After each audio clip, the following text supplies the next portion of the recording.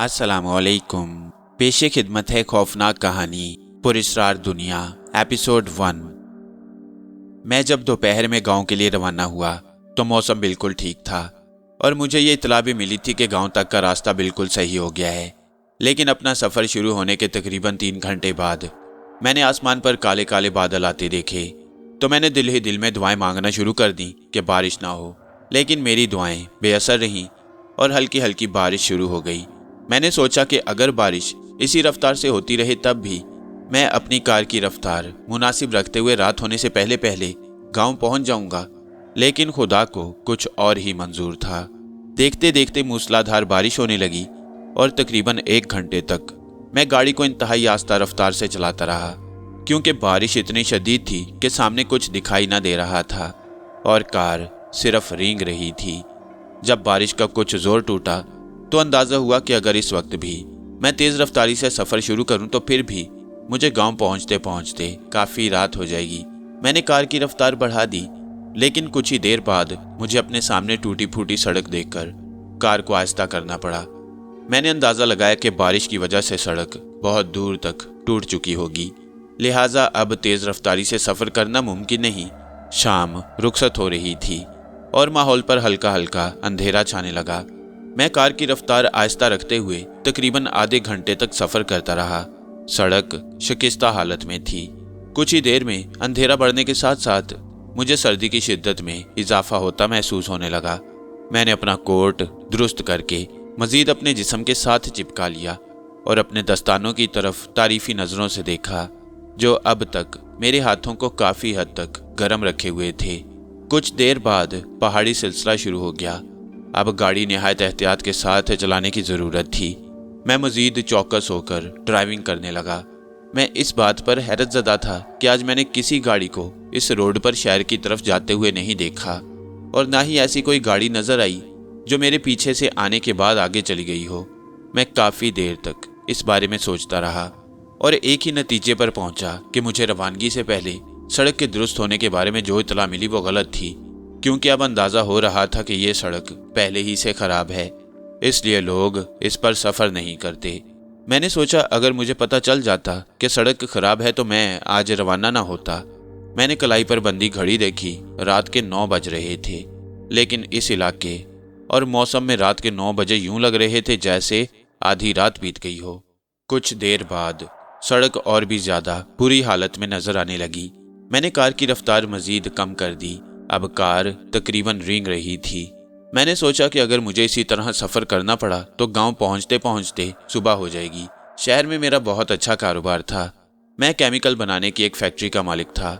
गांव में हमारी काफ़ी ज़मीनें थीं जिन पर फसलें उगाई जाती। हमारे गांव से काफ़ी दूर एक गांव हबीबाबाद के नाम से था। मैंने फैसला किया था कि इस गाँव में बिकने वाली कुछ ज़मीनें खरीद ली जाएँ और इसीलिए मैं गाँव जा रहा था। मैं इससे पहले भी 2 मरतबा हबीबाबाद जा चुका था, लेकिन ये बहुत पुरानी बात थी। उस वक्त मैं मैट्रिक में था और अपने अब्बा नवाब याकूब के साथ यहाँ आया। अब्बा के इंतकाल के बाद मैंने सारा कारोबार संभाल लिया। अब चूंकि मैं काफ़ी बड़ा हो गया था और इकलौता वारिस था, इसलिए अम्मी का असरार बढ़ता जा रहा था कि मैं शादी कर लूँ। लेकिन अभी मैं इन झमेलों में नहीं पड़ना चाहता था। मैं कुछ अरसा और आज़ाद ज़िंदगी गुजारना चाहता था। अचानक बादल जोर से गरजे। मैंने बेख्तियार आसमान की तरफ देखा। वहाँ अंधेरे के सिवा कुछ नहीं था। एक बार फिर बादल जोर से गरजे और बिजली की चमक से एक लम्हे के लिए सारा माहौल रोशन हो गया, लेकिन अगले ही लम्हे हर तरफ तारीकी छा गई। कुछ देर बाद ही बारिश दोबारा शुरू हो गई और देखते ही देखते इतनी तेज़ हो गई कि मुझे कार रोकनी पड़ी। इस तूफ़ानी बारिश में मज़ीद सफ़र करना मुमकिन नहीं रहा। हर तरफ पानी ही पानी नज़र आ रहा था। मैंने कार का इंजन स्टार्ट ही रहने दिया, क्योंकि मेरा ख्याल था कि कार का इंजन स्टार्ट रखने से कार के अंदर कुछ गर्मी रहेगी। तकरीबन आधे घंटे बाद बारिश का जोर टूटा और मैंने एक बार फिर कार गियर में डालकर आगे बढ़ा दी। मैंने रफ्तार आहिस्ता ही रखी, क्योंकि अब भी सामने टूटी फूटी सड़क ही मौजूद थी। अचानक मैंने सामने सड़क पर एक बहुत बड़ा गड्ढा देखा। गड्ढे को देखकर अंदाज़ा हो रहा था कि कार उसमें फंस सकती है। मैंने फौरी ब्रेक लगा दी। मेरे सीधे हाथ पर पहाड़, जबकि उल्टे हाथ पर गहरी खाई थी। मैं इस वक्त बिल्कुल बेबस हो चुका था। कहीं कोई ऐसा रास्ता नज़र नहीं आ रहा था जहां से मैं कार को आगे बढ़ा सकूं। सड़क पर गड्ढा होने की वजह बारिश थी। शायद इस जगह सड़क कमज़ोर थी, इसलिए बारिश की वजह से ज़्यादा टूट गई और गड्ढा पड़ गया। ये तो मेरी खुशकिस्मती थी कि मुझे गड्ढा नज़र आ गया, वरना अगर पानी उस गड्ढे में भरा होता तो हो सकता था कि मेरी कार उसमें फंस जाती या कोई हादसा पेश आ जाता। काफ़ी देर सोचने के बाद मैं इस नतीजे पर पहुंचा कि आगे बढ़ने का कोई रास्ता नहीं, लिहाजा रात यहाँ पर ही बसर करना पड़ेगी। सुबह होने पर मैं कुछ पत्थर वगैरह इस गड्ढे में भरकर कार आगे ले जा सकता था। हर तरफ फैले गहरे अंधेरे में उस वक्त मेरे लिए कुछ करना खतरे से खाली नहीं था। मैं ऐसी कोई कोशिश करता तो हो सकता था कि किसी छोटे पत्थर को उठाने पर बड़े बड़े पत्थर पहाड़ पर से गिरने लगते, क्योंकि अक्सर पत्थर एक दूसरे की वजह से जमे होते हैं और अगर एक पत्थर को हिला दिया जाए तो फिर धड़ाधड़ पत्थर गिरने लगते हैं और इस खौफनाक तारीकी में मुझे अपनी जान बचाना मुश्किल हो जाती, क्योंकि दूसरी तरफ खाई थी और मेरी ज़रा सी गफलत मुझे मौत के मुंह में ले जा सकती थी। इसके अलावा सड़क के आसपास मौजूद झाड़ियों में कई किस्म के जहरीले कीड़े मकोड़ों का भी खतरा था। कुछ देर में यूं ही बैठा सूरत हाल पर गौर करता रहा। मुझे ख्याल आया कि मुझे गाड़ी स्टार्ट नहीं रखनी चाहिए, क्योंकि इस तरह पेट्रोल के ख़त्म हो जाने का अंदेशा था। मैंने गाड़ी का इंजन बंद कर दिया और गाड़ी के अंदर की लाइट जला ली। इंजन बंद होने के कुछ देर बाद मुझे सर्दी बढ़ जाने का एहसास हुआ। बारिश रुक चुकी थी। मैंने सोचा कि मुझे कार से नीचे उतरकर बाहर का जायजा लेना चाहिए। हो सकता है कोई ऐसी जगह मिल जाए जहां रात आराम से बसर हो सके। इस शदीद सर्दी में रात कार में नहीं गुजारी जा सकती। मेरे सीधे हाथ पर नजर आने वाला पहाड़ ज्यादा ऊंचा नहीं था और उसकी बनावट भी ऐसी थी कि मैं थोड़ी सी कोशिश के बाद उसकी चोटी पर पहुंच सकता था। पहाड़ की ऊंचाई वगैरह का अंदाजा मुझे यूं हुआ कि जहां तक पहाड़ मौजूद था वहां तारीकी ज्यादा थी, और उसके बाद तारीकी में कमी इस बात का सबूत थी कि वहां मुझे जो कुछ नजर आ रहा है वो बादल, आसमान और फिजा है। मैंने पिछली सीट पर मौजूद अपने बैग में से टॉर्च निकाली, उसे जलाकर चेक किया। टॉर्च ठीक काम कर रही थी। मैंने कार का दरवाज़ा खोला। ज़मीन पर कदम रखने से पहले मैंने टॉर्च की रोशनी में ज़मीन का जायज़ा लिया। मेरी नज़रों के सामने एक छोटा सा गड्ढा था जिसमें पानी भरा हुआ था। मैंने उस गड्ढे से हटकर साफ सड़क पर कदम रख दिया। अपना बैग उठाकर कंधे से लटकाया और कार का दरवाज़ा लॉक करने के बाद मैंने टॉर्च की रोशनी की मदद से आसपास का जायज़ा लेना शुरू कर दिया। सड़क जगह जगह से टूट गई थी और छोटे छोटे गड्ढों में बारिश का पानी जमा था। फिर पहाड़ पर मौजूद पत्थरों और झाड़ियों वगैरह को देखने लगा। जिस जगह मैं इस वक्त खड़ा था यहाँ से पहाड़ पर चढ़ना काफ़ी मुश्किल था। यहाँ कई छोटे बड़े पत्थर मौजूद थे और ऊंचाई पर तो कई ऐसे बड़े पत्थर थे जो अगर मुझ पर गिर जाते तो ना सिर्फ मुझे जख्मी कर सकते थे बल्कि किसी बड़ी खाई में गिरकर मौत के मुंह में भी जा सकता था। मैंने मफलर दुरुस्त करके अपने कान और नाक पर लपेट लिया। दस्ताने और कोट दुरुस्त करने के बाद मैं टॉर्च की रोशनी जमीन पर डालता हुआ धीरे धीरे कार की मुखालिफ सिमत चलने लगा। कुछ दूर चलने के बाद एक जगह रुककर मैंने एक बार फिर पहाड़ पर रोशनी डाली। यहाँ भी बड़े बड़े पत्थर देखकर मैंने ऊपर चढ़ने का इरादा तर्क कर दिया और आगे बढ़ने लगा। कुछ फासला तय करने के बाद मैंने पहाड़ का जायजा लिया तो मुझे कुछ इत्मीनान हुआ। यहाँ ज्यादा पत्थर नहीं थे। मैंने यहीं से ऊपर चढ़ने का इरादा किया। मैंने आहिस्ता आहिस्ता निहायत मोहतात अंदाज से पहाड़ पर चढ़ना शुरू कर दिया। कुछ देर बाद मैं पहाड़ की चोटी पर पहुंच गया। मुसलसल अंधेरे में रहने की वजह से अब मेरी आंखें इस काबिल हो गई थी कि मैं आसपास की चीजें बआसानी देख सकता था। पहाड़ की दूसरी जानिब एक मैदान था, लेकिन उसके बारे में यह अंदाज़ा लगाना मुश्किल था कि यह मैदान कहाँ ख़त्म हो रहा है और उसके बाद क्या है। मैं हिम्मत करके आहिस्ता आहिस्ता चलने लगा। टॉर्च मैंने अब भी रोशन कर रखी थी। अचानक मैं ठिठक कर रुक गया। मेरे सामने एक इंसानी ढांचा पड़ा हुआ था। चंद लम्हों के लिए मैं शदीद खौफजदा हो गया, लेकिन जल्द ही संभल गया। मैंने टॉर्च की रोशनी में ढांचे का तफसीली जायजा लिया। मैं देखना चाहता था कि क्या उसके जिस्म पर कहीं गोश्त है। दरअसल मैं ये सोच रहा था कि कहीं इसे किसी दरिंदे ने तो नहीं मारा। ऐसी सूरत में इसके जिस्म पर कहीं थोड़ा बहुत गोश्त होना चाहिए। साथ ही साथ मैं ये भी अंदाज़ा लगाने की कोशिश कर रहा था कि कहीं ऐसा तो नहीं कि मारने वाला दरिंदा आसपास ही मौजूद हो और मुझे भी अपना शिकार बना ले। मैंने बेख्तियार अपने आसपास हर तरफ टॉर्च की रोशनी डाली, लेकिन किसी दरिंदे वगैरह को मौजूद ना पाकर मैंने इत्मीनान का सांस लिया। मैं एक बार फिर अपने सामने मौजूद ढांचे का जायजा लेने लगा। जो ही मेरी निगाह उसकी टांगों पर पड़ी तो हैरत और खौफ की एक लहर सी मेरे जिस्म में दौड़ गई। ढांचे की टांगें उस जगह मौजूद नहीं थीं जहां अभी थोड़ी देर पहले थीं। अब उनकी जगह बदल चुकी थी। कुछ देर सोचने के बाद मैंने इसे अपना वहम समझा और अपने आप को समझाने लगा कि ये कैसे मुमकिन है कि ये ढांचा खुद ब खुद अपनी हालत तब्दील कर ले। फिर एक ख्याल मुझे ये भी आया कि हो सकता है मेरे पाँव से कोई पत्थर हिल गया हो, जिसकी वजह से ढांचे की टांगें भी अपनी जगह से हिल गई थीं। अभी मैं ये सोच ही रहा था कि मैंने ढांचे का एक हाथ थोड़ा सा हिलता हुआ महसूस किया। एक बार फिर खौफ और हैरत ने मुझे जकड़ लिया। मैं बेख्तियार उसके पास से हटने लगा, लेकिन मैं जैसे जैसे उस ढांचे से दूर हो रहा था, उसके हाथ और पैरों में हरकत पैदा हो रही थी। अब किसी शक व शुबे की गुंजाइश नहीं रही। मैं फौरन मैदान की तरफ दौड़ पड़ा। कुछ दूर जाने के बाद मैंने पीछे मुड़कर देखा। वो ढांचा मेरे पीछे आ रहा था। मैं अपनी पूरी रफ्तार से दौड़ने लगा। अचानक एक जगह पहुंचकर मुझे रुकना पड़ा, क्योंकि यहाँ से आगे बहुत गहराई थी। मैं समझ गया कि यहाँ से पहाड़ की उतराई है जिस पर चढ़कर मैं आया था। मैंने टॉर्च की रोशनी एक बार फिर अपने अकब में डाली। ढांचे को अपने ताक़ुब में ना पाकर मुझे इत्मीनान हुआ।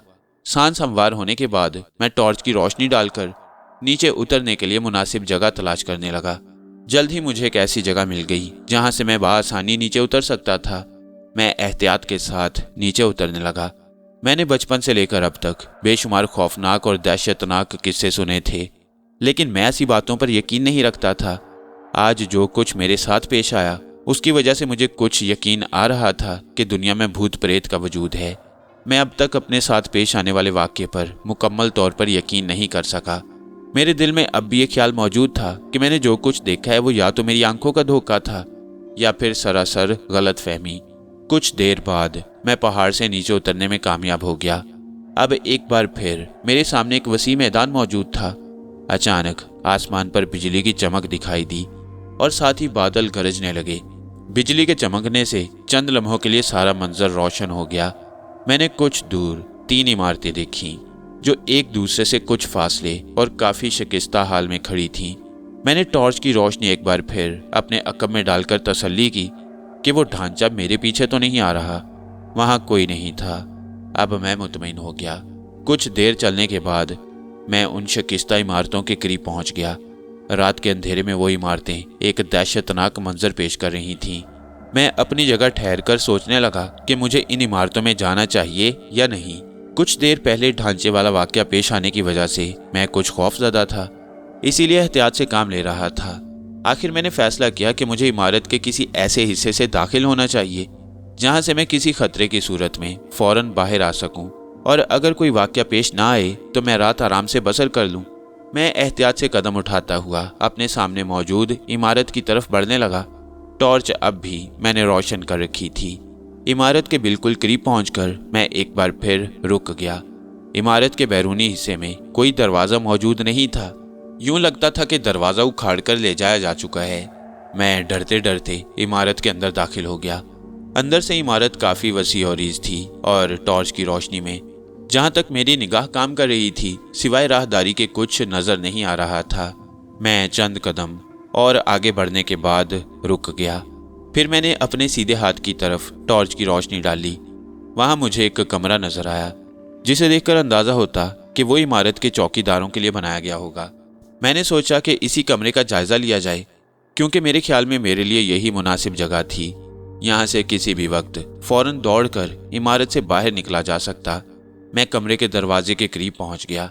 टूटा हुआ दरवाज़ा एक जानिब को झुका हुआ था। मैंने कमरे के अंदर एक कदम रखने के बाद टॉर्च की रोशनी में जायज़ा लेना शुरू कर दिया। अंदर जगह जगह मकड़ी के जाले नजर आ रहे थे और सारा कमरा मिट्टी से अटा पड़ा था। मैंने सोचा कि अगर थोड़ी सी जगह साफ कर लूं तो यहाँ आराम से सुबह तक का वक्त गुजारा जा सकता है।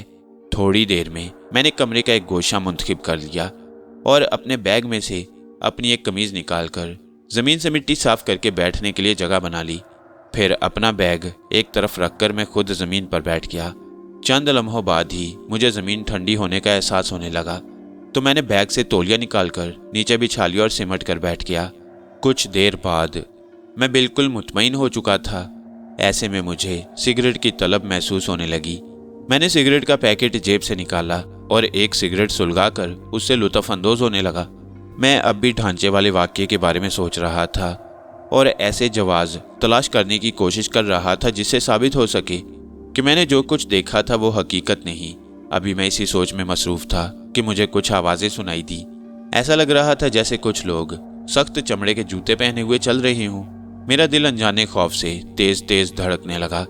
मैंने जल्दी से सिगरेट अपने जूते के नीचे बुझा दिया और दरवाजे के नज़दीक पहुंच गया। मैंने बड़ी एहतियात से बाहर झांक कर देखा। अगले ही लम्हे मुझे अपनी रगों में खून जमता हुआ महसूस हुआ, क्योंकि जो मंजर मेरी आंखों के सामने था वो किसी कमज़ोर एहसाब के शख्स का दिल बंद कर सकता था। मेरी हालत भी उस वक्त बहुत बुरी थी। मुझे यही महसूस हो रहा था कि किसी भी वक्त मेरा दिल बंद हो जाएगा। राहदारी में 8-10 इंसानी ढांचे मौजूद थे। उन्होंने कंधों पर काली चादरें ओढ़ रखी थीं, जो उनके घुटनों से ऊपर तक का जिस्म ढांपे हुए थीं। उनमें से हर एक ने हाथ में जलती हुई लालटेन पकड़ रखी थी और वो हवेली के अंदर जा रहे थे। उनकी पैरों की हड्डियों से ऐसी आवाज़ें पैदा हो रही थीं जैसे उन्होंने सख्त चमड़े के जूते पहन रखे हों। मैं उन्हें उस वक्त तक देखता रहा जब तक वो बहुत दूर जाने के बाद सीधे हाथ की तरफ मुड़ नहीं गए। इस दहशतनाक मंजर को देखने के बाद मैं काफ़ी देर अपनी जगह बुत बना रहा। कोशिश के बावजूद मैं अपने जिस्म को हरकत में ना ला सका। ऐसा लगता था जिस्म में से जान निकल गई हो। फिर जब ज़रा कुछ हवास बहाल हुए तो मुझे पता चला कि मेरा जिस्म लरज़ रहा है। मैं अपने उड़े हुए होशो हवास को बहाल करने की कोशिश करने लगा, लेकिन मैं अपने दिल को खौफ के शिकंजे से आज़ाद कराने में नाकाम रहा। मैं वहीं आकर बैठ गया जहां पहले बैठा हुआ था। कुछ देर पहले मैं वहीं बैठा अपने दिल को ये यकीन दिलाने की कोशिश कर रहा था कि मेरे साथ पहाड़ पर जो ढांचे वाला वाक़या पेश आया वो झूठ था, लेकिन अभी थोड़ी देर पहले मैं कई ढांचों को देख चुका था। इसके बाद मेरे पास पहले वाले वाक़ये को गलत साबित करने की गुंजाइश ना थी। मैं सोच रहा था कि मुझे जल्द अज जल्द इस आसेब ज़दा इलाके से निकल जाना चाहिए। मैं कार में बैठकर वापस जाना चाहता था। मैंने जल्दी से तौलिया बैग में रखा और टॉर्च संभालकर कमरे से बाहर निकलने लगा। अभी मैं बाहर कदम रखना ही चाहता था कि मुझे अपनी जगह रुक जाना पड़ा। मैंने देखा कि सामने से वही ढांचे जो अभी कुछ देर पहले मेरे सामने से गुजरे थे वापस आ रहे थे। मैं फौरन एक तरफ हट गया। जैसे जैसे उन ढांचों के कदमों की आवाज़ें करीब आ रही थीं, मेरे दिल की धड़कनें डूबती जा रही थीं। मुझे खौफ की शिद्दत से ठंडे पसीने आ रहे थे कि उन्हें किसी तरह मेरे बारे में पता न चल जाए या कहीं वो अंदर ही ना आ जाएं। अब उनके कदमों की आवाज़ें बिल्कुल करीब आ चुकी थीं और मुझे महसूस हो रहा था जैसे मेरा दिल किसी भी वक्त उछलकर हलक से बाहर आ जाएगा। मैं सांस रोके खड़ा था और पूरी तरह से आने वाली आवाज़ों की तरफ मुतवज्जा। आहिस्ता आहिस्ता उन ढांचों की आवाज़ें दूर होती महसूस होने लगीं और फिर कुछ देर बाद बिल्कुल खामोशी छा गई। मैंने निहायत एहतियात से दरवाजे से बाहर झांक कर देखा। अब वहाँ कोई नहीं था। मैं कमरे से बाहर आ गया। आगे बढ़ने के लिए मुझे टॉर्च जलाने की ज़रूरत थी, लेकिन मुझे डर था कि कहीं टॉर्च जलाने से कोई गड़बड़ ना हो जाए। मैंने टॉर्च ऑफ ही रखने का फ़ैसला किया और अंधेरे में जिस कदर नज़र आ रहा था उसी पर इक्तफा करके आगे बढ़ने की ठान ली। मैं अंदाजे से उसी रास्ते पर चल पड़ा जहाँ से इस हवेली तक आया था। मैं तेज़ नहीं चल सकता था क्योंकि तेज़ चलने से ठोकर लग जाने का खतरा था, लेकिन मैं तेज़ चलना चाहता था ताकि जल्द अज जल्द कार तक पहुंच सकूं। कुछ देर बाद मैं उस जगह पहुंच गया जहां से मुझे पहाड़ पर चढ़ना था। रात की तारीकी में पहाड़ पर चढ़ना खतरे से खाली ना था। किसी भी वक्त ज़रा सी गफलत के सबब मैं नीचे गिरकर जख्मी या हलाक हो सकता था। इसके बाद एक खतरा उस ढांचे का भी था जो मुझे इस पहाड़ पर मिला। मैंने सोचा कि उस जगह से वापस नहीं चढ़ना चाहिए, बल्कि यहाँ से हटकर किसी और तरफ से ऊपर चढ़ना चाहिए और फिर पहाड़ की दूसरी तरफ उतरने के बाद अपनी कार तक पहुँच जाना चाहिए। मैं जहाँ खड़ा था वहाँ से सीधे हाथ की तरफ चल दिया। फिर एक मुनासिब जगह देखकर मैं रुक गया। अंधेरे में अंदाज़ा हो रहा था कि ये जगह पहाड़ पर चढ़ने के लिए मुनासिब रहेगी, लेकिन टॉर्च जलाकर तसल्ली करना ज़रूरी था। मैंने हिम्मत करके टॉर्च जलाई और पहाड़ पर रोशनी डालकर जायज़ा लेने लगा। जगह मेरे अंदाजे के मुताबिक ऊपर चढ़ने के लिए वाकई मुनासिब थी। यहाँ बड़े पत्थर नहीं थे और कुछ झाड़ियाँ भी थीं जो ऊपर चढ़ने में मेरी मददगार साबित हो सकती थीं। मैंने टॉर्च ऑफ कर दी और एहतियात के साथ ऊपर चढ़ने लगा। अभी मैंने आधा फासला ही तय किया था कि मुझे कुछ आवाज़ें सुनाई दी। आवाज़ें काफ़ी मध्यम थीं, इसलिए मैं अपनी जगह ठहर कर उन आवाज़ों को समझने की कोशिश करने लगा। लेकिन अगले ही लम्हे खौफ की लहर मुझे अपने जिस्म में दौड़ती महसूस हुई। ये वैसी ही आवाज़ें थीं जैसी वो ढांचे निकाल रहे थे जिन्हें मैं टूटी हुई इमारत में देख चुका था। ये आवाज़ें पहाड़ के ऊपर से आ रही थीं। मैं बहुत परेशान हो गया। उन ढांचों के ऊपर मौजूदगी की वजह से मैं कार तक नहीं पहुंच सकता था, और कार तक ना पहुंचने का मतलब ये था कि मैं इस इलाके से बाहर नहीं निकल सकता। अभी मैं इसी सोच में था कि मुझे ऊपर से आहटें सुनाई दी। मैंने बेख्तियार ऊपर की तरफ देखा। वहां कोई चीज़ हरकत करती दिखाई दी, लेकिन अंधेरे की वजह से सही अंदाज़ा नहीं लगा सका कि वो क्या चीज़ है। मेरा ख्याल था कि कुछ देर पहले मैंने जो आवाज़ें सुनी थी वो ढांचों की थी, इसलिए ऊपर जो चीज़ हरकत कर रही थी वो ढांचे ही हो सकते हैं। फिर मुझे महसूस हुआ जैसे कोई पहाड़ के नीचे से मेरी तरफ उतर रहा है। मेरे दिल की धड़कनें बेइंतहा बढ़ गईं। जो कोई भी मेरी तरफ आ रहा था वो मेरे काफ़ी करीब पहुंच चुका था। मैंने बेख्तियार नीचे देखा, लेकिन मुझे फौरन ही अंदाज़ा हो गया कि अंधेरे में तेज़ी से नीचे उतरना मेरे लिए खतरनाक साबित हो सकता है। अब मेरे पास टॉर्च जला लेने के अलावा कोई रास्ता नहीं था। मैंने टॉर्च की रोशनी नीचे डालने के बाद फौरन ऊपर भी डाली। मेरा अंदाज़ा दुरुस्त था, वाकई कुछ इंसानी ढांचे मेरी तरफ बढ़ रहे थे। मैंने फौरन टॉर्च का रुख नीचे की जानिब किया और रोशनी की मदद से नीचे उतरने लगा।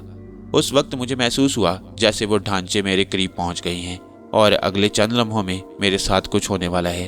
खौफ और दहशत की वजह से मैंने बेख्तियार तेज़ी के साथ नीचे की तरफ दौड़ना शुरू कर दिया, और ये तेज़ी मेरे लिए नुकसानदेह साबित हुई। मैं अपना तवाज़ुन बरकरार न रख सका और नीचे की जानिब लुढ़कने लगा। मैंने इस अफरा तफरी में एक झाड़ी को पकड़ने की कोशिश भी की, लेकिन मुझे नीचे गिरने से रोकने में कोई मदद न दे सकी। फिर अचानक मेरा सर किसी पत्थर से टकरा गया और इसके बाद मुझे कोई होश न रहा। जब मेरी आंख खुली तो फौरी तौर पर मुझे कुछ याद नहीं आया कि मेरे साथ क्या वाक़यात पेश आ चुके हैं। फिर आहिस्ता आहिस्ता मुझे सब कुछ याद आने लगा, और जब सब कुछ याद आ गया तो मुझे ये तशवीश हुई कि मैं इस वक्त कहाँ हूँ और किसके कब्जे में हूँ। मैं उस वक्त एक चारपाई पर निहायत गर्म बिस्तर में लेटा हुआ था। मैं जिस कमरे में था वो काफ़ी छोटा था। यहाँ एक दिया टिमटिमा रहा था। कमरा कच्ची मिट्टी का बना हुआ था, लेकिन काफ़ी गर्म था। मैं समझ गया कि यकीनन यहाँ कहीं आग भी जल रही है।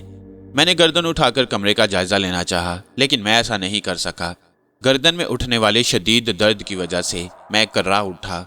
मेरे सर और जिस्म पर कई जगह पट्टियां बंधी हुई थीं। अचानक कमरे का दरवाज़ा खुला और एक शख्स अंदर दाखिल हुआ, जिसका अजीबोगरीब हुलिया था। दाढ़ी के बाल काले, लेकिन देखभाल ना होने की वजह से बहुत बढ़ चुके थे। उसने सर पर कपड़े की टोपी पहन रखी थी, जो उसके सर के लिहाज से काफ़ी छोटी थी, और उसने सर के कुछ हिस्सों को ढांपा हुआ था। दिए की रोशनी में भी अंदाज़ा हो रहा था कि उस शख्स की आंखें सुर्ख हैं और चेहरे से वहशत टपकती है। उसने एक लंबा चोगा पहन रखा था और गले में बड़े बड़े मोतियों के हार थे। वो करीब ही चारपाई पर बैठ गया और मेरे चेहरे का तफसीली जायजा लेने लगा। वो यकीनन मेरी आवाज़ सुनकर अंदर आया। कुछ देर बाद उसने पूछा, क्या तुम अपने आप को ठीक महसूस कर रहे हो? हाँ, लेकिन तुम कौन हो? मैं अपना जुमला मुकम्मल नहीं कर पाया था कि उस शख्स ने चुप रहने का इशारा किया। सब मालूम हो जाएगा कि मैं कौन हूँ और क्या हूँ, लेकिन पहले तुम कुछ खा पी लो। मैं तुम्हारे लिए दूध लाता हूँ, उसने कहा और उठकर कमरे से बाहर चला गया। मैंने देखा कि उसके सर के बाल भी बहुत लंबे थे। उसके जाने के बाद मैं एक बार फिर कमरे का जायजा लेने लगा। कमरे में चारपाई और बिस्तर के अलावा कुछ नहीं था। मैंने एक बार फिर धीरे से अपनी गर्दन को उठाना चाहा, लेकिन जैसे ही मुझे एहसास हुआ कि मैं अपनी गर्दन को उठा नहीं पाऊंगा, मैंने अपना इरादा तर्क कर दिया। मेरी गर्दन थोड़ी बहुत दाएं बाएं तो हिल रही थी, लेकिन मैं सर को चारपाई से नहीं उठा सका। थोड़ी देर बाद कमरे का दरवाज़ा खुला और वही शख्स कमरे में दाखिल हुआ। उसके हाथों में मिट्टी का एक प्याला था। उसने मेरे करीब बैठने के बाद प्याला मेरी तरफ बढ़ाते हुए कहा, लो, दूध पी लो। मैं गर्दन नहीं उठा सकता, मैंने उसे बताया।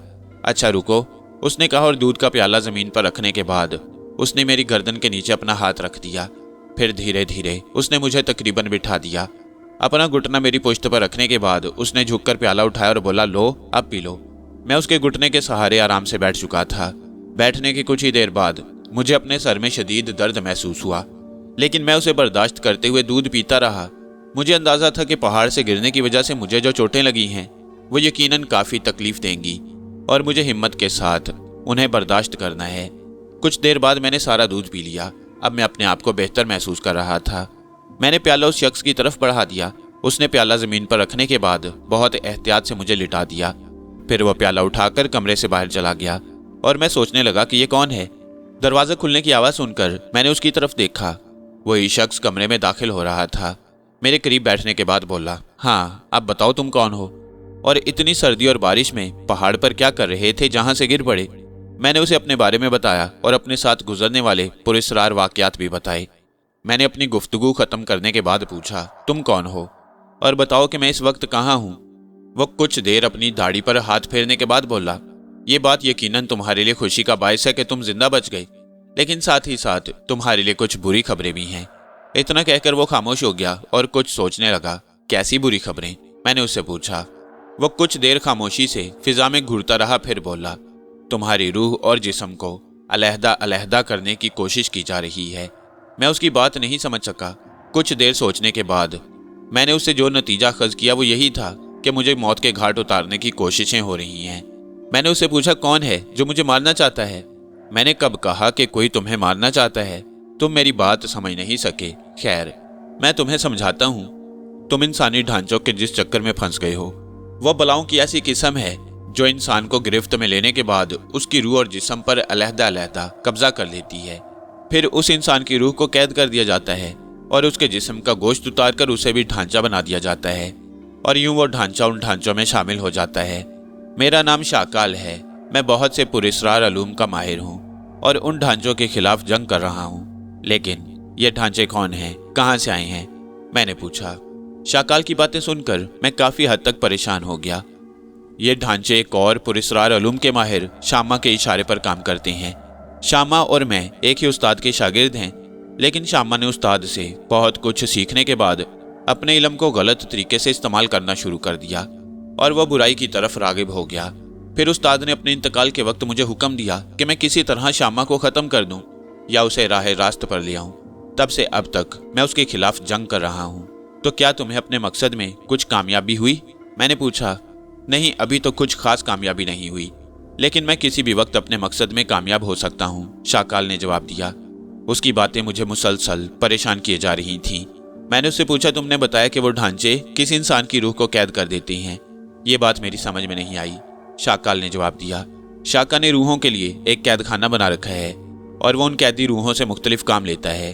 मैं बहुत देर सोचता रहा, फिर मैंने तमाम बातों को जहन से झटक कर उसे पूछा, ये बताओ कि मैं कब तक यहाँ से जा सकता हूँ और किस तरह? शाकाल खामोश रहा और वह फिजा में घूरता रहा। फिर वो बोला, तुम्हें पहले तो सेहतमंद होना चाहिए, उसके बाद कुछ अरसे मेरे पास रहना होगा। मैंने यहाँ से एक खास दूरी तक हिसार खींच दिया है। तुम उस हिसार के अंदर रहोगे तो महफूज रहोगे, और अगर उससे बाहर निकलने की कोशिश करोगे तो पहले तुम्हें अपना सांस घुटता महसूस होगा, उसके बाद तुम बेहोश हो जाओगे। तुम्हारे बेहोश होते ही ढांचे अपना काम शुरू कर देंगे। तुम जरा सेहतयाब हो जाओ, फिर मैं तुम्हें बता दूंगा कि मेरे हिसार की खींची हुई हद कहाँ तक है। हिसार के अंदर चाहे तुम घूमो फिरो, सोते रहो या जागते रहो, तुम्हें किसी किस्म का खतरा नहीं होगा, लेकिन हिसार से बाहर जाते ही तुम शामा का शिकार हो जाओगे। कुछ देर खामोश रहने के बाद वो बोला, अच्छा अब तुम आराम करो, मैं भी आराम करना चाहता हूँ। वो उठकर कमरे से बाहर चला गया और मैं एक बार फिर सोचों में डूब गया। फिर ना जाने किस वक्त मैं सो गया। उठो सुल्तान, अब कुछ खा पी लो, वरना तुम्हें और कमजोरी हो जाएगी, शाकाल ने मुझे नींद से जगाते हुए कहा। उसकी आवाज़ सुनकर मैंने आंखें खोल दी। मैंने देखा कि कमरे में काफ़ी रोशनी थी। ये रोशनी दरवाजे और रोशनदान से आ रही थी, जिसे मैं गर्दन में दर्द होने की वजह से रात में देख नहीं सका। यह रोशनदान ऐसी जगह था कि मैं उसे मुड़कर ही देख सकता था, लेकिन उस वक्त मैंने आंखें खोलकर गर्दन को अच्छा खासा घुमा लिया था, इसलिए मैं उस रोशनदान को देख पाया। अब तो तुम्हारी गर्दन हरकत कर रही है, शाकाल ने मेरे करीब बैठते हुए कहा।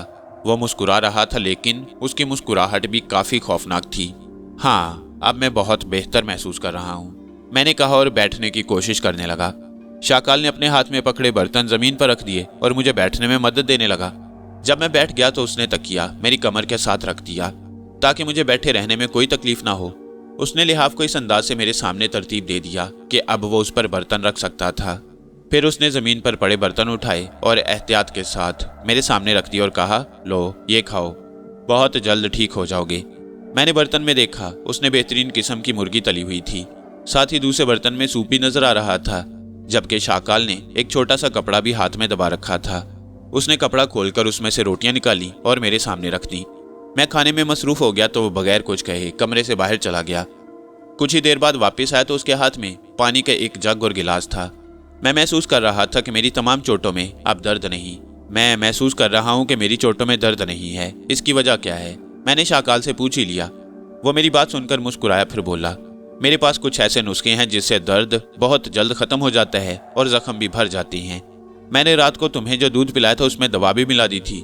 मुझे मालूम था कि सुबह तुम काफी ठीक हो चुके होगे, लेकिन अभी तुम्हें इस दवा की एक और खुराक पीनी है। तुम खाना खा लो, कुछ देर चल फिर लो, फिर दवा पी लेना।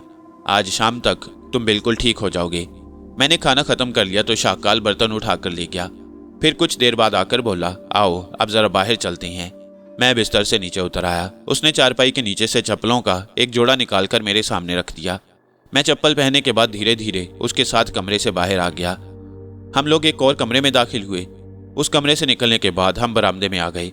उस बरामदे के आगे काफी वसी और ईज मैदान था। उसके बाद चार दीवारी और घर से बाहर निकलने के लिए लकड़ी का बना हुआ एक दरवाजा।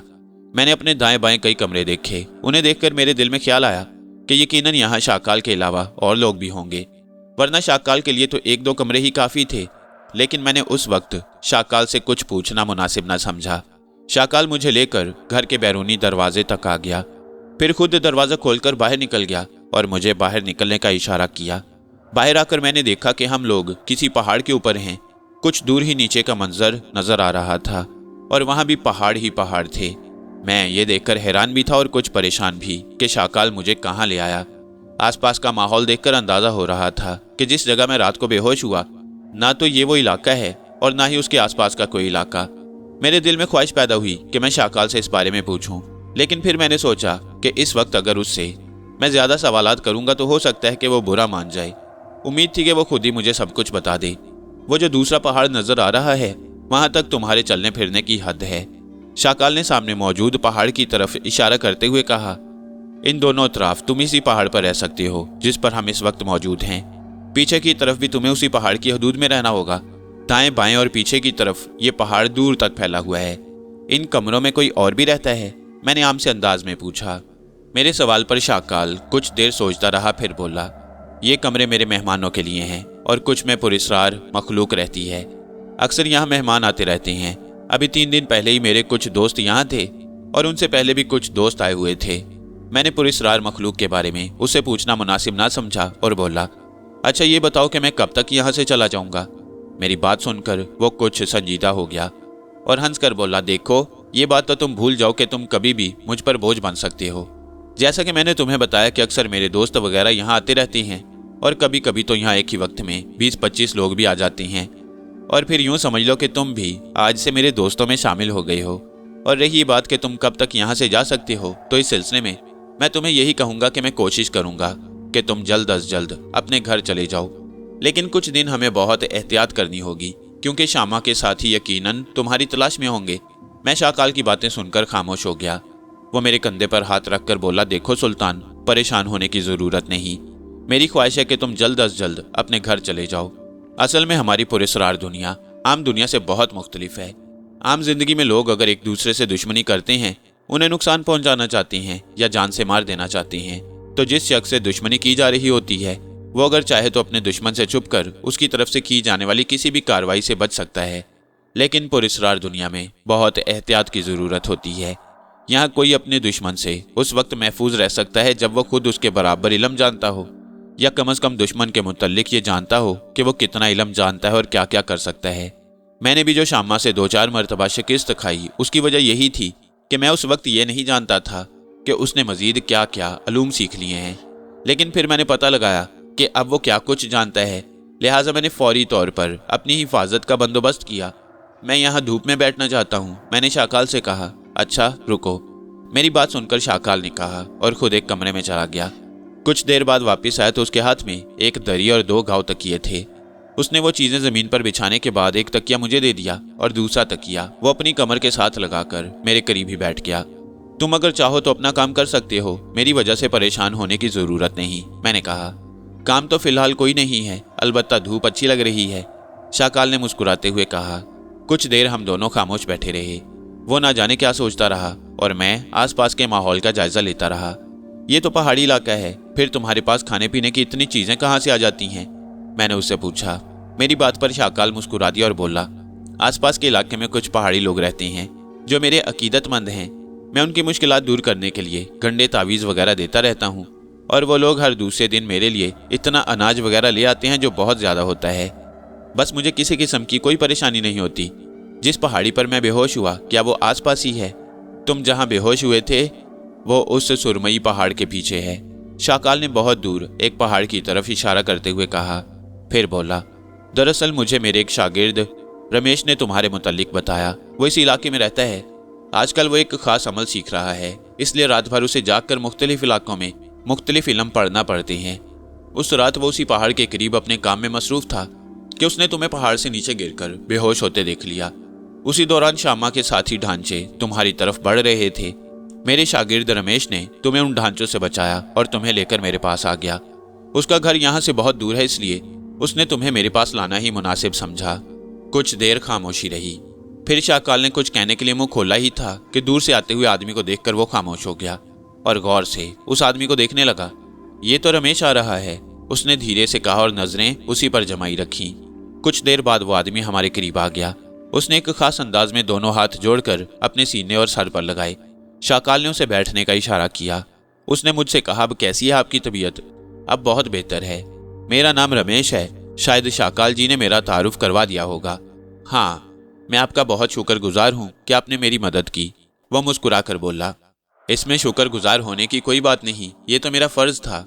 और वही अच्छा इंसान है जो बुरे वक्त में दूसरों के काम आए। आपको ठीक देखकर मुझे खुशी हुई। मैं तो यही कहूँगा कि अगर इस वक्त मैं ठीक नजर आ रहा हूँ तो ये सिर्फ और सिर्फ आपकी वजह से है। मैंने एक बार फिर उसका एहसान मानते हुए कहा, आपका नाम क्या है? मेरा नाम सुल्तान है। मैं हबीबाबाद जा रहा था कि रास्ते में सड़क टूटी होने की वजह से फंस गया और रात गुजारने के लिए कोई जगह तलाश करने लगा, लेकिन फिर ढांचों के चक्कर में फंस गया। शाकाल जी, अब मेरे लिए क्या हुक्म है? रमेश ने शाकाल से पूछा। तुम मेरे साथ आओ और सुल्तान तुम यहीं बैठना, अंदर हरगिज ना आना, शाकाल ने उठते हुए कहा। रमेश भी उठ खड़ा हुआ। फिर वो दोनों एक कमरे में चले गए। उनके जाने के बाद मैं एक बार फिर आसपास के माहौल का जायजा लेने लगा। अचानक मुझे उसी कमरे से एक नुस्वानी आवाज सुनाई दी जिसमें शाकाल और रमेश गए थे। मेरे अंदर तजस्सुस पैदा हुआ कि मालूम करूं आखिर वो कौन लड़की या औरत है जो उनके साथ बातें कर रही है। लेकिन फिर मुझे शाकाल की तंबीह याद आ गई। वो मुझे अंदर आने से मना कर गया था। मैं शाकाल को नाराज नहीं करना चाहता था। मैंने अपने ज़हन को उनकी तरफ से हटा लिया और दूर दूर तक फैले पहाड़ों और आसमान पर छोटे छोटे बादल के टुकड़ों को देखने लगा। कुछ देर बाद शाकाल बाहर आया और चंद ही लम्हों बाद रमेश भी। वो दोनों एक बार फिर दरी पर आकर बैठ गए। अब 15 दिन तक तुम यही कुछ पढ़ोगे जो मैंने तुम्हें बताया, उसके बाद ही मैं तुम्हें आगे के लिए कुछ बताऊंगा, शाकाल ने रमेश से कहा। आपका हुक्म सारा आंखों पर, रमेश ने हाथ जोड़ते हुए कहा। क्या मैं अब जा सकता हूँ? हाँ जाओ, लेकिन हर तरह एहतियात रखना। जी बहुत बेहतर, रमेश ने उठते हुए कहा। फिर उसने मुझसे हाथ मिलाया और शाकाल के लिए एक मर्तबा ताजीमन झुका, फिर उसी तरफ चला गया जहां से आया था। उसके नजरों से ओझल हो जाने के बाद शाकाल और मैंने कोई बात नहीं की। क्या तुमने किसी औरत की आवाज सुनी? शाकाल ने मेरी तरफ देखे बगैर पूछा। हाँ सुनी, मैंने जवाब दिया। वो किसी लड़की या औरत की आवाज नहीं थी, शाकाल ने कहा। उसकी बात सुनकर मैं ना सिर्फ हैरान हुआ बल्कि कुछ परेशान भी। मैंने पूछा, तो फिर किसकी आवाज थी वो एक बदरू की आवाज थी, उसने जवाब दिया। उसकी बात सुनकर खौफ की एक लहर मेरे जिस्म में दौड़ गई। कुछ देर तक तो मुझ में बात करने की हिम्मत न हो सकी। फिर हिम्मत करके मैंने कहा, मैं कुछ समझा नहीं। वो बदरू यहाँ? अभी तो तुमने सिर्फ आवाज सुनी है और इतना घबरा रहे हो सकता है तुम्हें यहाँ किसी वक्त कोई निहायत खौफनाक मखलूक देखने को मिल जाए, तो क्या तुम उससे खौफजदा हो जाओगे? शाकाल ने कहा। उसके लहजे में कुछ तमस्कर भी था। शायद वो समझ गया था कि मैं बदरू का जिक्र सुनकर परेशान और खौफजदा हो गया हूँ। नहीं नहीं, मैं किसी को देखकर खौफजदा नहीं होगा, मैंने जवाब दिया। शाकाल मेरी बात सुनकर मुस्कुरा दिया। शायद वो अब भी मेरी बातों और बात करने के अंदाज से लुत्फअंदोज हो रहा था। फिर शाकाल बोला, अच्छा तुम यहाँ बैठो, मुझे कुछ काम है। वो उठकर एक और कमरे में चला गया। ये कमरा बिल्कुल आखिर में वाक़या था। उसके जाने के बाद गैर इरादी तौर पर मैं नुस्वानी आवाज़ का मुंतज़िर रहा, लेकिन जब कोई आवाज़ न आई तो मैं सोचने लगा कि आखिर यहाँ कैसी पुरस्रार दुनिया आबाद है और ना जाने यहाँ बदरूहों के अलावा कौन कौन सी मखलूक आबाद है। एक मर्तबा तो मेरे दिल में ख्वाहिश पैदा हुई कि मैं उन्हें देखूं। हालांकि मैं दिल ही दिल में कुछ खौफजदा भी था, लेकिन उन्हें देखने की ख्वाहिश उनके खौफ से ज़्यादा थी। मैं अपनी सोचों में डूबा हुआ था कि मुझे कुछ ऐसी आवाज़ें सुनाई दी जैसे कुछ सांप फुंकार रही हों। मैं खौफजदा हो गया कि कहीं आसपास कोई सांप मौजूद है। मैंने तेजी से अपने अतराफ में नजर दौड़ाई, लेकिन आसपास कोई सांप मौजूद नहीं था। मैं उस आवाज की तरफ पूरी तरह मुतवज्जा हो गया जो अब तक मेरे कानों में आ रही थी। चंद ही लम्हों बाद मुझे अंदाजा हुआ कि ये आवाज़ें उस कमरे से आ रही हैं जहाँ शाकाल मौजूद था। मैं फौरन अपनी जगह से उठा और जूतियां पहनने के बाद उस कमरे की तरफ चल दिया, लेकिन मुझे ख्याल आया कि अगर मैं उस कमरे में झांकने की कोशिश करूंगा तो हो सकता है शाकाल नाराज हो जाए। मैं अपनी जगह पर रुक गया। मैं वहीं खड़े खड़े आने वाली पुरस्कार आवाज़ों को समझने की कोशिश करता रहा, लेकिन जल्द ही मुझे अंदाजा हो गया कि मैं किसी नतीजे पर नहीं पहुंच सकूंगा। मैं धीरे धीरे वापस उसी जगह आकर बैठ गया। अब मेरी नज़रें आसपास के माहौल का जायजा ले रही थीं, लेकिन मेरा जहन उन आवाज़ों की तरफ लगा हुआ था जो मुसलसल मेरे कान में आ रही थीं। कुछ देर बाद आवाज़ें आना बंद हो गईं। मैं गैर इरादी तौर पर उस कमरे के दरवाजे की तरफ देखने लगा जहां शाकाल मौजूद था। शाकाल कमरे से बाहर आया। उसके चेहरे से अंदाजा हो रहा था कि जैसे वो सख्त मेहनत करके आ रहा है। उसने चेहरे पर नमूदार होने वाले पसीने को अपनी आस्तीन से साफ किया और मेरे करीब आकर बैठ गया।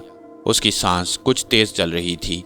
कुछ ही देर बाद उसकी सांस बहाल हो गई और चेहरे से थकन के आसार भी काफी हद तक खत्म हो गए। फिर वह पुरसुकून अंदाज में बोला, तुम यकीनन परेशान होगे कि कहाँ फंस गई। मैं दरअसल उन आवाज़ों के बारे में सोच रहा था जो उस कमरे से आ रही थीं जहाँ तुम गए। मैंने उसकी बात को नज़रअंदाज करते हुए कहा। वो मेरी बात सुनकर थोड़ा सा मुस्कुराया, फिर करीब पड़ा एक छोटा सा पत्थर हाथ में लेकर उसे आहिस्ता आहिस्ता उछालने लगा। कुछ देर खामोश रहने के बाद बोला, तुमने शायद कुछ पुरस्कार किस्से सुन रखे होंगे या जादू वगैरह के मुतल्लिक तुम्हें कुछ मालूमात होंगी। इन तमाम चक्रों में सांप की खास अहमियत है। अभी तुमने जो आवाज़ें सुनी वो खतरनाक जहरीले सांपों की थीं। उनमें से कई सांप ऐसे हैं जिन पर अगर मेहनत की जाए तो वह हमारे लिए एक बहुत बड़ा हथियार साबित हो सकते हैं। मुझे भी कुछ ही अरसा पहले पता चला कि शामा के पास बहुत आला नस्ल के सांप हैं जिनसे वो मुख्तलिफ काम लेता है। उससे मुकाबला करने के लिए ही मैंने भी सांप पकड़कर उन पर मेहनत शुरू कर दी। अभी शाकाल मजीद कुछ कहना चाहता था, लेकिन उसका मुंह खुले का खुला रह गया और उसके चेहरे पर ऐसे तासुरात उभर आई जैसे वो किसी आवाज़ को सुनने की कोशिश कर रहा हो। फिर वो अपनी जगह से उठता हुआ बोला, सुल्तान तुम अपने कमरे में चलो, मुझे कुछ खतरा महसूस हो रहा है। मैंने हैरत से पूछा, खतरा? कैसा खतरा? तुम उठो और अपने कमरे में जाओ। उसने मेरी बात का जवाब देने की बजाय सख्ती से कहा। मैं खड़ा हो गया तो वो बोला, जब तक मैं तुमसे ना कहूँ कमरे से बाहर ना निकलना। वो उस कमरे में गया जहाँ उसने बताया था कि बदरूहें मौजूद हैं। मैं उसकी हदायत के मुताबिक अपने कमरे में आ गया। मैंने कमरे में दाखिल होने के बाद बाहर की जानिब देखा, लेकिन वहाँ कोई गड़बड़ दिखाई ना दी। मैं उस कमरे से गुजरता हुआ छोटे कमरे में आ गया जहाँ मेरा बिस्तर मौजूद था। मैं बिस्तर पर बैठ गया। मैं काफ़ी परेशान और खौफजदा था। परेशानी और खौफ की वजह से मैं बिस्तर पर ज़्यादा देर न बैठ सका। दूसरे कमरे में आकर देखने लगा, लेकिन वहाँ ऐसा कोई मंजर नहीं था जिसे खतरनाक कहा जा सकता। मैं कुछ देर वहीं खड़ा रहा, फिर वापस अपने बिस्तर पर आकर बैठ गया।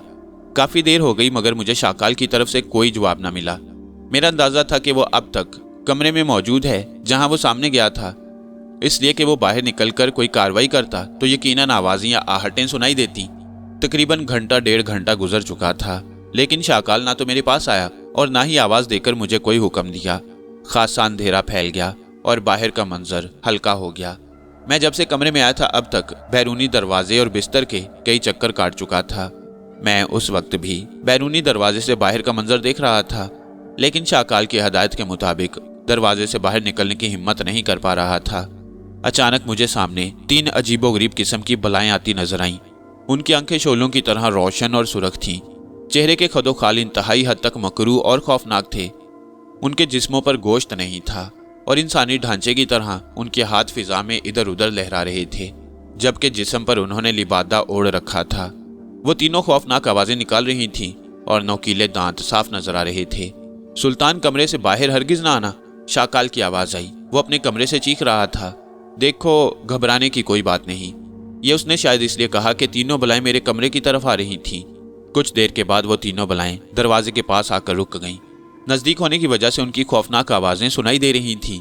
वो मेरे कमरे में दाखिल होना चाहती थी, लेकिन बावजूद कोशिश के वो अंदर दाखिल नहीं हो पा रही थीं।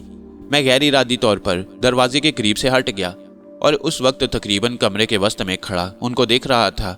अब अंधेरा गहरा हो चुका था, मगर मेरे सामने मौजूद बलाओं की आंखों से इस कदर रोशनी निकल रही थी कि आसपास का माहौल खासा रोशन हो चुका था। मैं समझ नहीं पा रहा था कि आखिर ये बलाएं मेरे कमरे में ही दाखिल कैसे होना चाहती हैं। अचानक सबसे पीछे खड़ी बला से कोई चीज़ तेज़ी से टकराई और वो बला उस चीज़ के जोर से दूर जा गिरी। उसके गिरने का अंदाज़ा मैंने उसकी आवाज़ से लगाया, वरना वो मेरी आंखों के सामने नहीं थी। और फिर चंद ही लम्हों में बाकी 2-3 बलाओं को भी गिरा दिया गया। और उन्हें गिराने वाली उन्हीं जैसी बलाएं थीं। नई आने वाली बलाएं उस कमरे की जानिब से आई थीं जहां शाकाल मौजूद था। मैं समझ गया कि सबसे पहले जिस बला को किसी चीज ने गिराया था वो भी कोई बला ही थी जो शाकाल के कमरे की जानिब से आई, मगर उसकी तेजी की वजह से मैं उसे देख ना सका। अब वो बलाएं आपस में गुत्थम गुत्था थीं, उनके मुंह से खौफनाक आवाजें निकल रही थीं और वो बढ़ चढ़कर एक दूसरे पर हमले कर रही थीं। उनकी हड्डियां आपस में टकराने से ऐसी आवाजें पैदा हो रही थीं जैसे सख्त लकड़ियां आपस में टकराई जा रही हों। उनकी लड़ाई की वजह से बहुत धूल उड़ रही थी। बहुत देर तक ये लड़ाई जारी रही। फिर वो तीनों बलाएं जो पहले आई थी आहिस्ता आहिस्ता सियाल मादे की शक्ल में तब्दील हो गईं और कच्ची जमीन होने की वजह से उसमें जज्ब हो गईं, जबकि वो तीनों बलाएं वापस शाकाल के कमरे की तरफ चली गईं। उन बलाओं के जाने के बाद बिल्कुल खामोशी छा गई। अब मुझे कुछ नजर नहीं आ रहा था, हर तरफ गहरा अंधेरा था, क्योंकि इससे पहले जो मैं उन बलाओं और आसपास का कुछ माहौल देख रहा था उसकी वजह उन बलाओं की आंखों से निकलने वाली रोशनी थी। अचानक मुझे आहट सुनाई दी, फिर कुछ रोशनी नजर आई, फिर किसी के कदमों की आवाज। मैंने अंदाजा लगाया कि वो रोशनी और आहट शाकाल के कमरे की तरफ से आ रही है। फिर कुछ देर के बाद शाकाल मेरे सामने आ गया। उसके हाथ में एक जलती हुई लालटेन थी। मेरा ख्याल है तुम काफी खौफजदा हो गए थे, उसने मेरे चेहरे का जायजा लेते हुए कहा। मैं खौफजदा होने से ज्यादा परेशान था। मेरी बात पर वो मुस्कुराया और कमरे में दाखिल हो गया। उसने लालटेन एक ताक में रख दी। उसके बाद उसने माचिस जलाई और कमरे में दाखिल हो गया जहां मेरा बिस्तर मौजूद था। उसने वहां मौजूद लालटेन जला ली तो मैं भी उसके कमरे में दाखिल हो गया।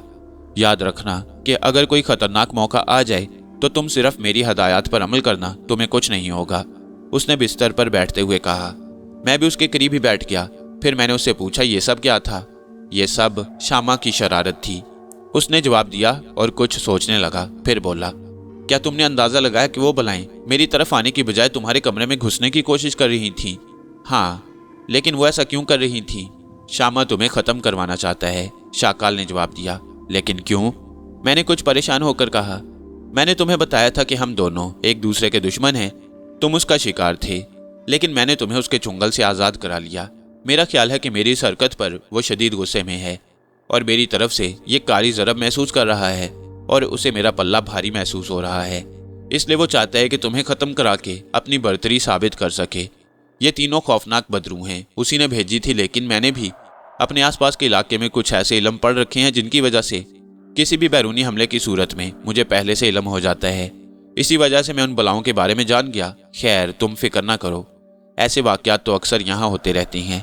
अब अगर तुम चाहो तो आराम कर सकते हो और तुम्हारी दवा की एक खुराक तो अभी बाकी है, उसने कहा। फिर उसने आतिशदान में आग जलाई और खुद उठकर बाहर चला गया। वो अपने साथ जाते हुए दूसरे कमरे में रखी लालटेन भी ले गया। मैं सोचने लगा कि शाकाल इतने बड़े वाक़ये के बाद भी मुतमईन था। कुछ देर के बाद वो वापस आया तो उसके हाथ में एक खाने का बर्तन, दस्तरख्वान और पानी का जग था।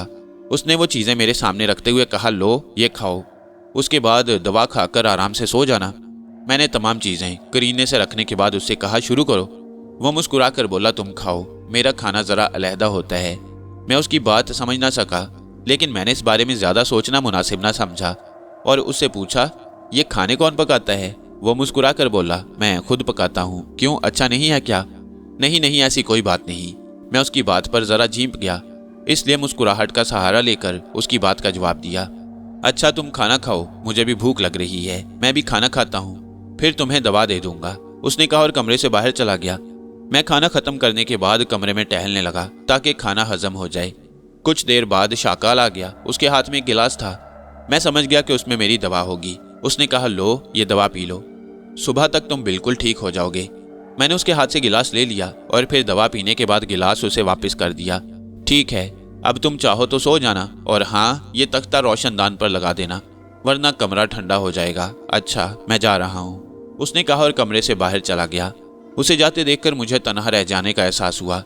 मेरा दिल चाहा कि उससे पूछ लूं कि वो कौन से कमरे में होगा, लेकिन मैंने उसे रोकने और कुछ पूछने का इरादा तर्क कर दिया। मैंने सोचा कि अगर मैंने उसे कुछ पूछा तो वो समझेगा कि मैं डर रहा हूँ। मैं कुछ देर कमरे में टहलता रहा। फिर रोशनदान बंद करने के बाद मैंने बैरूनी कमरे के दरवाजे पर अंदर से चिटकनी लगाई और आकर अपने बिस्तर पर लेट गया। रात के ना जाने कौन से पहर मेरी आंख खुल गई। लिहाफ मेरे ऊपर से हट गया और आतिशदान में आग बुझ चुकी थी। शायद इसीलिए सर्दी की वजह से मैं जाग गया। मैंने हाथ बढ़ाकर लिहाफ अपने ऊपर डालना चाहा, लेकिन अगले ही लम्हे मेरी चीख निकल गई। मुझे यकीन नहीं आ रहा था कि मैं जो कुछ देख रहा हूँ वो हकीकत है। मैंने लिहाफ की तरफ हाथ बढ़ाते हुए देखा कि मेरे हाथों पर गोश्त नहीं और वो बिल्कुल किसी इंसानी ढांचे के हाथ लग रही हैं। खौफ की वजह से मुझे सर्दी महसूस होने लगी। मैंने गर्दन घुमाकर सारे कमरे का जायजा लिया। सब कुछ ठीक था। फिर मुझे ऐसा लगा जैसे मेरे हाथ वजनी होते जा रहे हैं। मैंने हिम्मत करके हाथ फिजा में बुलंद किए और आहिस्ता आहिस्ता उनकी तरफ देखा। मैं हैरान रह गया। अब मेरे हाथ बिल्कुल ठीक थे। मैंने अपने हाथों को आंखों के करीब लाकर और उन्हें हिला जुलाकर कई बार इत्मीनान किया। फिर मैंने लिहाफ ऊपर डाला और सोचने लगा कि आखिर मेरे हाथ इंसानी ढांचे जैसे क्यों नजर आए। मैंने कई बार अपने हाथ लिहाफ से बाहर निकालकर उन्हें देखा। वो बिल्कुल ठीक थे। मैं सोचने लगा कि क्या वो सब मेरा वहम था। मेरा दिल भी इस बात को तस्लीम करने पर रजामंद नजर आ रहा था कि मैंने जो अजीबोगरीब मंजर देखा वो मेरा वहम था। मेरा ख्याल था कि सोने से पहले बदरूहों की लड़ाई की वजह से मेरे ज़हन पर ऐसी ही बातें सवार थीं। इसलिए अचानक आंख खुल जाने पर मुझे यूं महसूस हुआ जैसे मेरे हाथ भी उन जैसे हो गए हैं। काफ़ी देर ज़हनी कश्मकश में मुब्तला रहने के बाद बिलाखिर मैंने अपने साथ गुजरने वाले वाक़े को वहम जानकर उसकी तरफ से ध्यान हटा लिया। इस तरह मेरे दिमाग को काफ़ी सुकून मिला। फिर अपने घर और दीगर मामलात पर सोचने लगा और ना जाने किस वक्त मुझे दोबारा नींद आ गई।